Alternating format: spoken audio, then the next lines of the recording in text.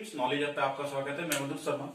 Knowledge app पे आपको time and work का लेक्चर नंबर 3 स्टार्ट करने जा रहा हूँ। अगर लेक्चर नंबर 3 की बात करें स्टूडेंट, लेक्चर नंबर 3 में हम नया टाइप शुरू करेंगे और टाइप का नेम होगा alternate basis, alternative based question.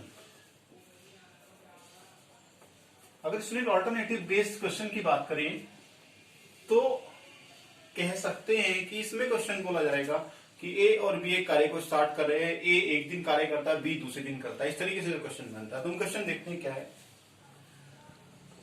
A can do a piece of work in 10 days. List of B can do the same work in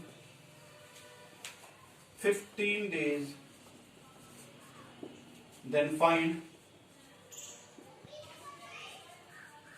in how many days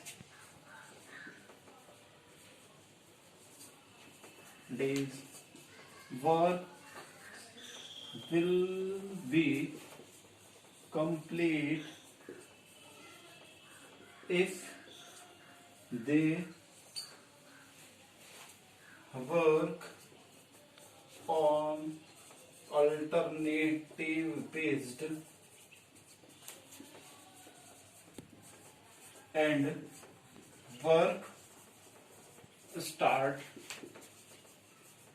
with A.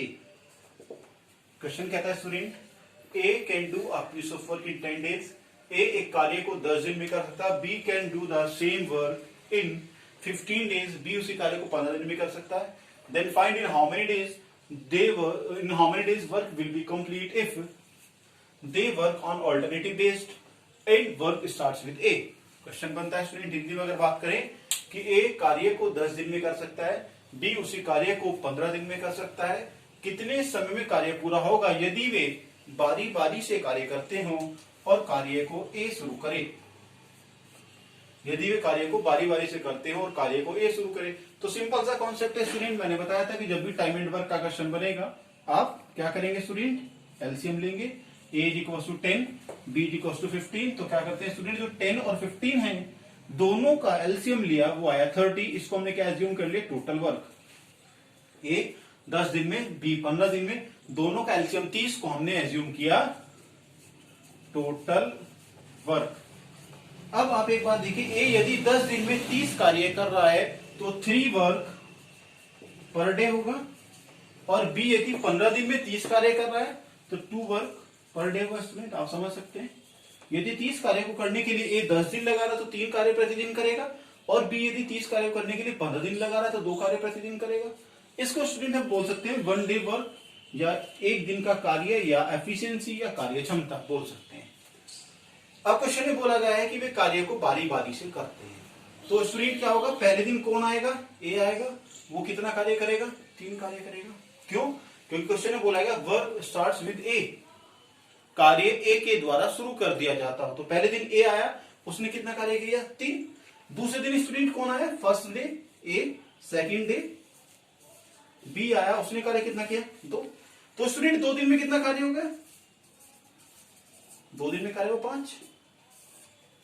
2 दिन में कार्य कितना हो, 5. अब आपको 2 दिन में कार्य कितना करना, 5, और कार्य कितना करना, टोटल 30. खुद सोचिए आप, 2 दिन में कार्य वो 5 और कार्य कितना करना 30, तो कितने दिन में होगा. 2 दिन में यदि 5 कार्य होगा तो 30 कार्य बनाने के लिए 6 से गुणा कर दिया, 30 बनेगा, और 6 से इधर मल्टीप्लाई करेगा तो 12 बन गया. 12 दिन में 30 कार्य हो जाएगा स्टूडेंट. आंसर दोबारा समझ सकते हैं. क्वेश्चन ये बोलता है कि कार्य ए शुरू करता है, तो पहले दिन कार्य ए करेगा, कितना कार्य करेगा, 3, क्योंकि उसकी एफिशिएंसी 3 है. दूसरे दिन कार्य बी करेगा, कितना कार्य करेगा, 2, क्योंकि उसकी एफिशिएंसी 2 है. तो स्टूडेंट 2 दिन में कितना कार्य वो 5, 2 दिन में कार्य वो 5, और हमें टोटल कार्य करना 30. अब आप ये देखिए 5 को 30 बनाने के लिए कितने की आवश्यकता होगी, 6 से. तो 6 से मल्टीप्लाई किया, 30 कार्य हो गया, और 6 से इधर मल्टीप्लाई किया तो 12 दिन में हो गया. 12 दिन में 30 कार्य हमारा आंसर बन गया. स्टूडेंट नोट कर लें. ओके स्टूडेंट, नेक्स्ट क्वेश्चन देखते हैं. स्टूडेंट आपको एक बात और ध्यान रखनी है कि जो ऑल्टरनेटिव या बारी बारी से जो कार्य होता है इसका आंसर मेनली डिपेंड करता है कि क्वेश्चन में कार्य को कौन शुरू कर रहा है। नेक्स्ट जो क्वेश्चन होगा उसमें यदि कार्य को ए शुरू करेगा तो आंसर अलग आएगा, कार्य को बी शुरू करेगा तो आंसर अलग आएगा। वही डिफरेंस आपको क्वेश्चन में समझना है। क्वेश्चन लेते हैं हम। A can do a piece of work in 15 days, full stop. B can do the same work in 20 days. Then find in how many days work will be complete if they works on alternative based.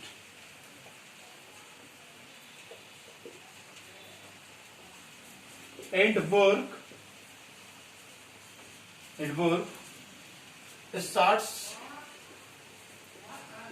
with A. Question देखिए student. तो सबसे पहला बात question में क्या करना है student, हमें एलसीएम ही लेना है। क्वेश्चन देखिए हिंदी में, A can do a piece of work in 15 days. A कार्य को 15 दिन में कर सकता है। B can do the same work in 20 days. B उसी कार्य को 20 दिन में कर सकता है। Then find in how many days work will be complete, कितने समय में कार्य पूरा होगा। If they works on alternative based, यदि वो कार्य बारी बारी से करते हो तथा कार्य को ए शुरू करता हो। क्वेश्चन बना कार्य को ए शुरू करता हो। तो वही सिंपल सा फंडा है स्टूडेंट, क्या ए 15 दिन में, बी 20 दिन में शुरू। एलसीएम 60 को हमने टोटल वर्क मान लिया। अब यदि ए 15 दिन में 60 कार्य कर रहा है तो 4 वर्क पर डे करेगा, हमने इसमें नोट कर लिया 4 वर्क पर डे। और बी यदि 20 दिन में करे तो 3 वर्क पर डे। ठीक है स्टूडेंट।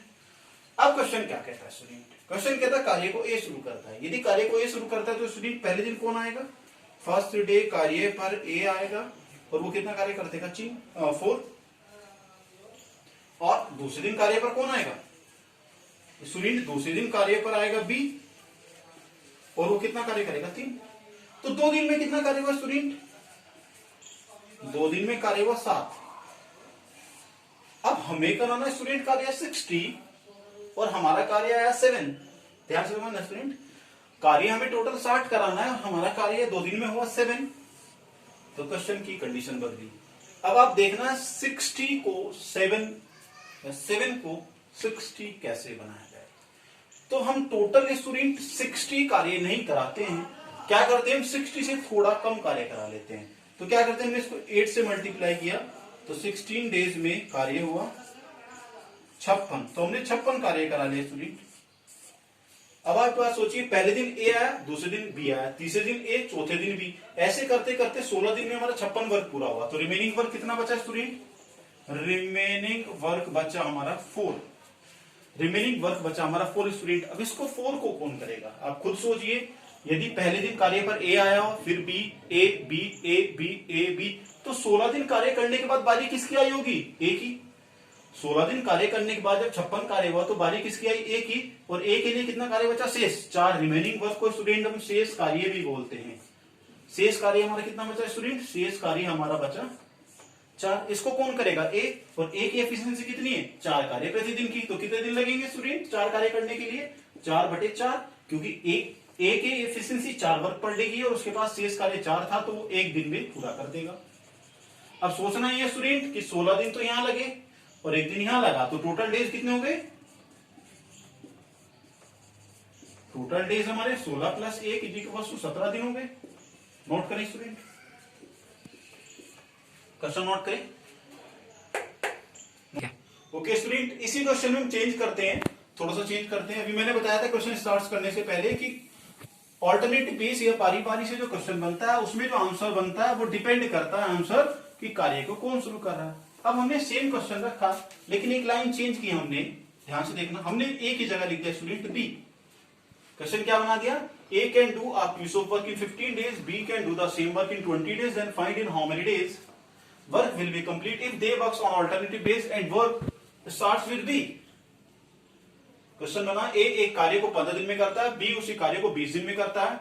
ज्ञात कीजिए कार्य कितने समय में पूरा होगा यदि कार्य को बी शुरू करता हो और कार्य बारी बारी से होता हो। तो अब कार्य को स्टूडेंट बी शुरू कर रहा है तो कुछ नहीं बदलेगा, बस ध्यान से समझना।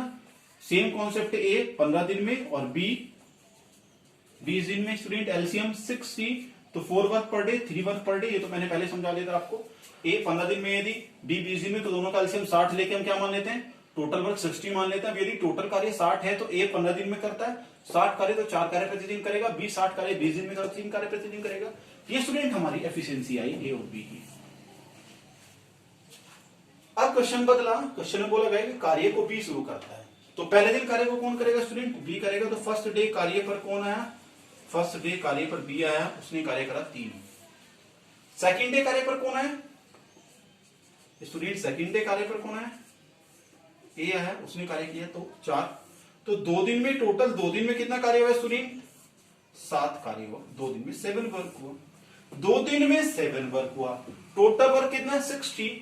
अब वही वाला कॉन्सेप्ट कि 60 कार्य कराना है, लेकिन डायरेक्ट मल्टीप्लाई नहीं कर सकते क्योंकि 7 और 60 का डायरेक्ट मल्टीप्लाई नहीं होता। तो क्या करते हैं हम 60 से थोड़ा सा कम कार्य करा लेते हैं जो इसका डायरेक्ट मल्टीपल हो। तो 8 से मल्टीप्लाई किया 56 वर्क बना। कितने दिन में, 16 दिन में। तो 16 दिन में स्टूडेंट 56 कार्य बना। टोटल कार्य था कितना 60, बना कितना 56। तो रिमेनिंग कितना बचा स्टूडेंट, रिमेनिंग वर्क बचा 4, शेष कार्य 4 बचा। अब आप एक बात सोचिए स्टूडेंट, पहले दिन बी आ रहा है, दूसरे दिन ए, तीसरे दिन बी, चौथे दिन ए, तो 16 दिन कार्य करने के बाद बारी किसकी आएगी, बी की आएगी। 16 दिन कार्य करने के बाद बारी आएगी बी की और शेष कार्य बचा था 4। और जैसे ही बारी बी की आएगी तो बी अपने हिस्से का एक दिन में 3 कार्य करेगा। तो 4 में से 3 कार्य उसने कर दिया, तो रिमेनिंग फिर बचा कितना स्टूडेंट, 1। बी ने 3 कार्य कर दिया अगले दिन, तो कितना कार्य बचा स्टूडेंट, शेष 1 वर्क बचा। दोबारा समझ लो, जब यहां पर शेष कार्य 4 बचा था तो बारी बी की आ गई थी और बी एक दिन में 3 कार्य करता है, तो हमने उसका 3 कार्य माइनस करके शेष कार्य बचा दिया 1, शेष कार्य बचा दिया 1।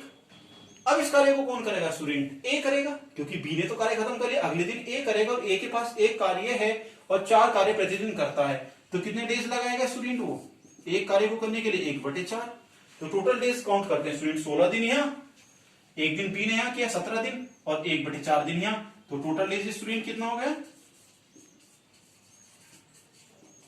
17 सही 1/4 दिन आंसर।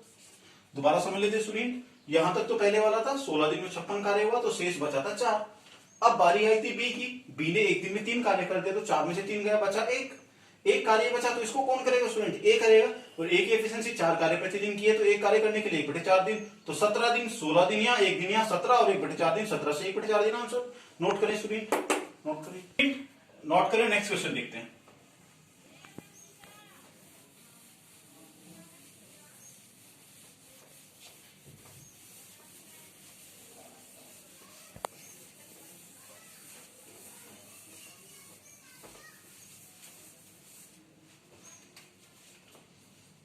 अब कई बार क्वेश्चन में स्टूडेंट अलग अलग तरीके के क्वेश्चन बनते हैं। कई बार वो क्वेश्चन दे देता है कि ए और बी किसी कार्य को मिलकर 10 दिन में करते हैं, बी और सी मिलकर 12 दिन में करते हैं और सी और ए मिलकर 15 दिन में करते हैं। क्वेश्चन ये बनता है, ए और बी कार्य को 10 दिन में कर सकते हैं, बी और सी कार्य को 12 दिन में कर सकते हैं, सी और ए कार्य को 15 दिन में कर सकते हैं। ज्ञात करें कितने समय में तीनों मिलकर कार्य को पूरा करेंगे। क्वेश्चन ये बना, ए और बी कार्य को 10 दिन में कर सकते हैं, बी और सी कार्य को 12 दिन में कर सकते हैं, सी और ए कार्य को 15 दिन में कर सकते हैं। ज्ञात कीजिए ए, बी और सी तीनों मिलकर कार्य को कितने समय में करेंगे। क्वेश्चन ये बना, तो स्टूडेंट ये भी सिंपल है, एलसीएम बेस्ड है। ए और बी कितने दिन में कर रहे हैं, 10 दिन में। बी और सी कितने दिन में कर रहे हैं, 12 दिन में। सी और ए कितने दिन में कर रहे हैं, 15 दिन में। ए और बी कार्य को 10 दिन में कर रहे हैं, बी और सी कार्य को 12 दिन में कर रहे हैं, सी और ए कार्य को 15 दिन में कर रहे हैं। तो सबसे पहले काम टोटल वर्क 10, 12 और 15 का एल्सियम 60 को हमने टोटल वर्क एज्यूम कर लिया। हमारा कुल कार्य कितना होगा 60। अब सोचिए आप, यदि ए और बी 10 दिन में 60 कार्य कर रहे हैं तो 6 वर्क प्रतिदिन करेंगे। बी और सी 60 कार्य 12 दिन में करें तो 5 कार्य प्रतिदिन करेंगे और सी और ए 15 दिन में 60 कार्य करें तो 4 कार्य प्रतिदिन करेंगे। अब इस तरीके से क्वेश्चन समझना है आपको। हमने देखा तीनों से कराना है। यदि ए और बी एक दिन में 6 कार्य कर रहे हैं तो ए और बी ने कार्य किया एक दिन में 6 वर्क पर डे लिखा हुआ है। और बी और सी ने कितना किया स्टूडेंट? 5। बी और सी एक दिन में 5 कार्य प्रतिदिन के हिसाब से करते हैं और सी और ए मिलकर एक दिन में 4 कार्य प्रतिदिन के हिसाब से करते हैं। अब स्टूडेंट हमने देखा टोटल कार्य 6, 5, 11 और 4 15 हुआ। एक दिन में 15 कार्य हुआ, लेकिन ये कितने लोगों ने किया स्टूडेंट? 2 लोगों ने। ए और बी 2 लोग यहाँ हैं, बी और सी 2 लोग यहाँ, सी और ए यहाँ है। तो ये टोटल 2 और 2 4 2 6 टोटल 6 लोग हुए। तो 6 लोगों ने स्टूडेंट कितना कार्य किया? 15। तो इसको ऐसे ऐड कर लिया हमने 2 into A plus B plus C, तीनों को ऐड किया। A plus B, B plus C plus A, तीनों को ऐड किया। इससे ये कैंसिल किया तो ए, बी और सी एक दिन में कार्य करते हैं 7.5 वर्क पर डे। तो ए, बी और सी ने 7.5 कार्य किया और टोटल कार्य कितना था? 60। यदि ए, बी और सी 7.5 कार्य कर रहे हैं तो कितने डेज लगाएंगे कार्य करने में? 60 upon 7.5 is equal to 8 days. Answer हमारा स्टूडेंट। दोबारा समझ लो क्या करना है। जब भी 2-2 वाला केस आएगी, 2 मिलकर कर रहे हैं, 2 मिलकर कर रहे हैं, 2 मिलकर कर रहे हैं, तो ए और बी और सी एक दिन में 6 कार्य करें, बी और सी 5 कर रहे हैं, सी और ए 4 कर रहे हैं, तो तीनों का एक दिन 6 लोगों का एक दिन का कार्य कितना बना? 15। लेकिन हमें तो 3 का चाहिए था, तो 3 का 7.5 बना। इसका मतलब 3 लोग एक दिन में 7.5 कार्य करते हैं और कार्य कितना टोटल? 60। एक दिन में 7.5 करते हैं और टोटल कार्य 60 है, तो कितने दिन लगे? 8 दिन लगे स्टूडेंट। अब कभी कभी इस क्वेश्चन में हम बदलाव कर देते हैं। बदलाव क्या हुआ? क्वेश्चन में बोला गया है, ज्ञात कीजिए, इधर लिख रहा हूं, सेकंड पॉइंट है स्टूडेंट, ध्यान से समझना कि ए अकेला कितने समय में करेगा। क्वेश्चन बना ए अकेला कितने समय में करेगा। अब यदि स्टूडेंट वो ये कह रहा है ए अकेला कितने समय में करेगा, तो ए की एफिशिएंसी हमें पता होनी जरूरी है। इसलिए हमने क्या किया, ए का एक दिन का कार्य निकाला। ए का एक दिन का कार्य निकालने के लिए क्या किया हमने? ए, बी और सी तीनों के एक दिन के कार्य से बी और सी का एक दिन का कार्य माइनस कर दिया स्टूडेंट। तो हमारा क्या रहा? ए का एक दिन का कार्य हो गया। तो वो कैसे करा? ए, बी और सी का एक दिन का कार्य कितना है? 7.5। और ए, बी और सी का कितना है? 5। तो कितना रहा? 2.5 वर्क पर डे। इसका मतलब ए एक दिन में 2.5 कार्य करता है। ए एक दिन में 2.5 कार्य करता है और टोटल कार्य कितना कराना है? 60। एक दिन में करा 2.5, तो कितने डेज लगाएगा? ए के जो डेज होंगे स्टूडेंट, एक दिन में वो 2.5 कार्य करता है और 60 कार्य कराना है, तो 60/2.5 is equal to 24 days. Answer. दोबारा समझ लो स्टूडेंट, यदि वो ये कहता है कि ए अकेला कितने दिन में करेगा, तो ए के लिए हमने क्या किया? ए, बी और सी तीनों की कार्यक्षमता से बी और सी की कार्यक्षमता माइनस कर दी, वो आई 2.5। फिर हमने ए के दिन निकाले, टोटल कार्य था 60 अपॉन 2.5 इक्वल टू 24 डेज। यदि क्वेश्चन में ये कहने लगे बी कितने दिन में करेगा, तो स्टूडेंट वही करेंगे। बी की कार्य क्षमता निकालने के लिए ए, बी और सी तीनों के एक दिन के कार्य से सी और ए का माइनस कर देंगे, वो आ जाएगी उसकी एफिशिएंसी, और टोटल वर्क को डिवाइड कर देंगे, हमारा आंसर बन जाएगा। ठीक है स्टूडेंट, इससे आगे आपको नेक्स्ट क्लास में पढ़ाया जाएगा। Thank you.